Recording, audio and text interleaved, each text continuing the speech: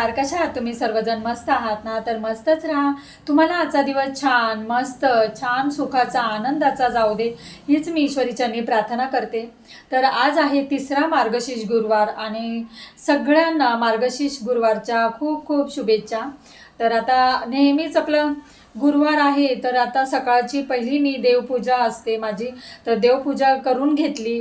छान उंबरठ्यावर लेपन हळदीचं लेपन करायचं आहे तर ते मी करून घेतलं. छान रांगोळी काढून घेतली.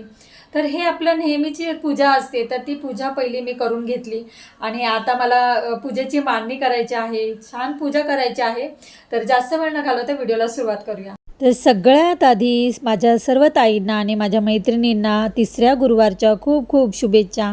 आणि सगळ्यांच्या घरामध्ये आता मार्गशीर्ष गुरुवार आहे तर पूजा करतात आणि छान आपल्या घरात सुख शांती पैसा पाणी येऊ दे ह्यासाठी आपण जे काही देवाला मागतो ना तर खरंच आपली देवी आई आपलं ऐकेल आणि आपल्या छान इच्छा सगळ्या ज्या काही असतील त्या पूर्ण करतील.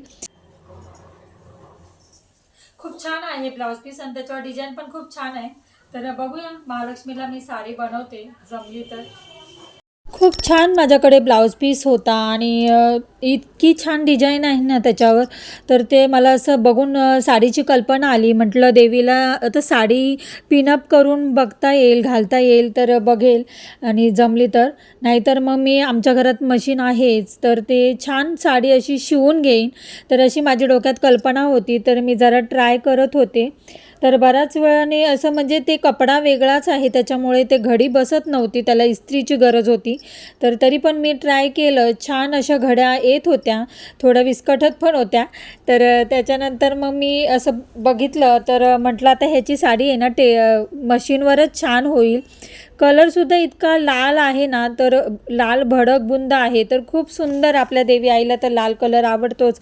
तर तो मी म्हटलं आता करूयाच. तर आता बघूया जर ह्या गुरुवारी नाही जमलं तर पुढच्या गुरुवारी मी नक्कीच साडी शिवण्याचा प्रयत्न करेन. आणि त्याला ना ब्लाऊजचा आकार आहे पण तो मी जरा व्यवस्थित ट्राय करेल आणि नक्कीच शिवण्याचा प्रयत्न करेल. आणि त्याच्या असं आपण केलं ना साडी घरामध्ये तर खूप सुंदर दिसते. आणि आता खूप प्रत्येकजण अशी करतात साडी ब्लाऊज पीसची साडी बनवतात आणि देवी आईला पण ते सुंदर बसते. तर म्हटलं मी पण ट्राय करेल. असं लावू शकतो आपण. हे आपल्या देवी आईचं नारळ आहे त्याला असं लावून इथे पिनअप केलं असेल तर ते मध्ये येतं आणि हे बाजूला येतील. अशा निऱ्या छान येतील. तर खूप सुंदर असे दिसेल हे. आता बघूया मी देवी आईला लावते तर बसलं व्यवस्थित तर ठीक आहे. हे खूप सुंदर आलं आहे आणि इतक्या छान आहे ना ह्याची डिझाईन.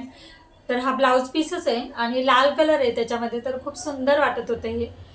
तर हे आता काही मी लावलं तर बसलं नाही व्यवस्थित. त्याला आता मी तर ट्राय केलं आहे तर बघूया पुढच्या गुरुवारीच घालेल.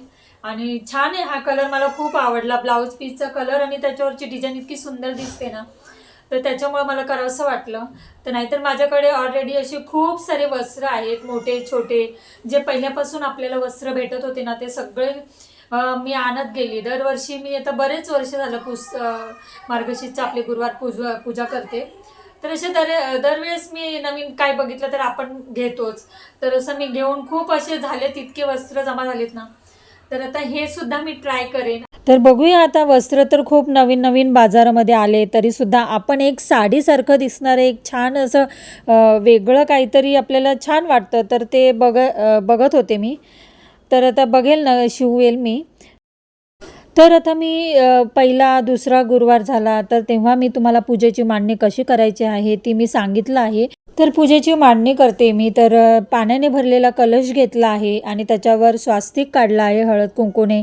आणि पाण्यामध्ये हळद कुंकू अक्षता फूल दुर्वा एक सुपारी आणि ₹1.25 एखादं नाणं टाकायचं आहे आणि त्याच्यावर आपण देवी आईचा नारळ ठेवायचा आहे. तर ही पूजेची मांडणी मी दाखवली आहे. त्याच्यानंतर आता मी छान देवी आईला सजवलं आहे आणि आपल्या जे पहिल्या गुरुवारी तांदूळ म्हणजे अक्षता ठेवतो आपण तेच अक्षता शेवटच्या 4थ्या गुरुवारपर्यंत ठेवायच्या आहेत. तर त्या मी आता छान त्याचा अष्टकमल काढून घेतला आहे आणि त्याच्यावर आता देवी आईला छान असं विराजमान केलं आहे.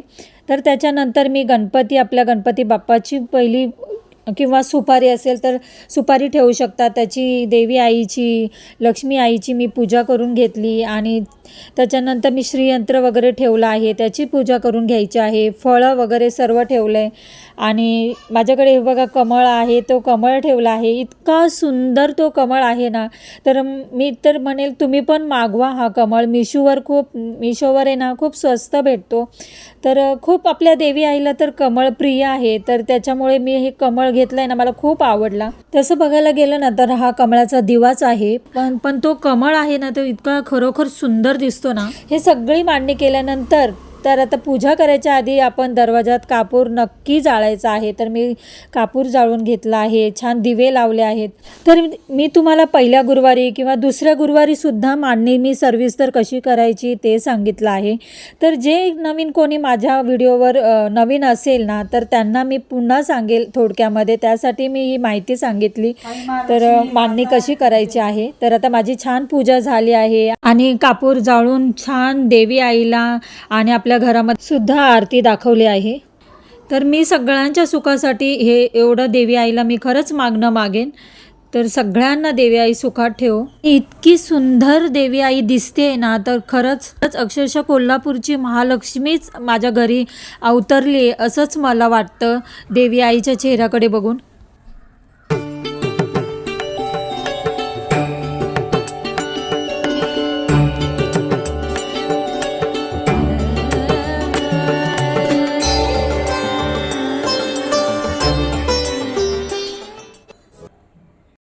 तर छान अशी माझी मनसोक्त नेहमीसारखीच आज पण पूजा झालेली आहे. तर देवी आईला नैवेद्य दाखवायचा आहे, त्यासाठी मी गोड शिरा बनवते.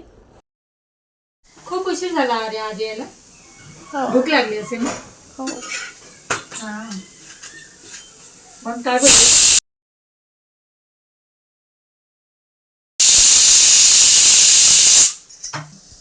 काय करते मम्मी?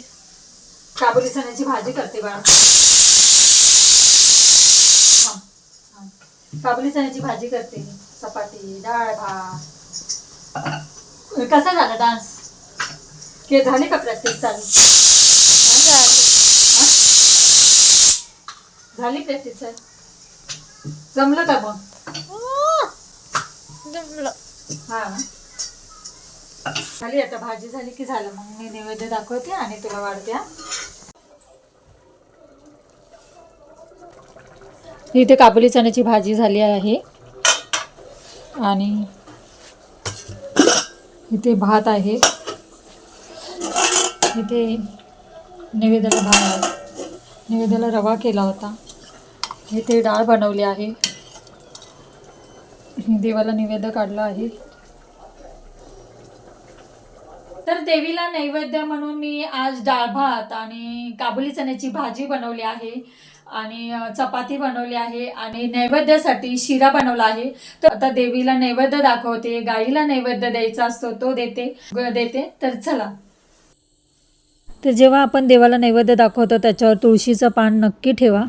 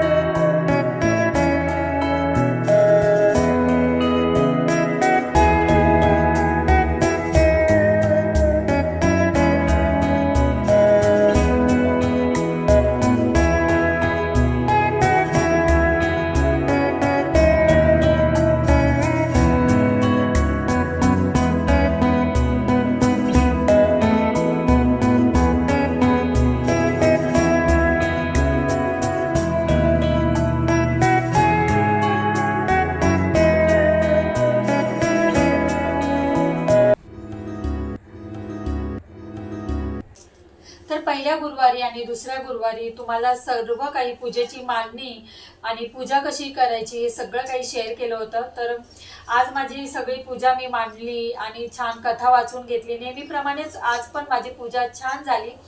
तर मी देवी आईला हेच मागणं मागेल तुमच्यासाठी सुद्धा आणि माझ्यासाठी सुद्धा, की तुमच्या आयुष्यात खूप खूप सगळं काही छान होऊ दे, भरभराट येऊ दे, आनंद येऊ दे, सुख शांती येऊ दे, हेच मी देवी आईला मागणं मागेल. आणि व्हिडिओचा इथेच एंड करते. व्हिडिओ आवडला असेल तर नेहमीप्रमाणे लाईक शेअर सबस्क्राईब करा, छान छान कमेंट करा.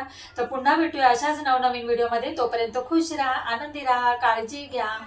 बाय.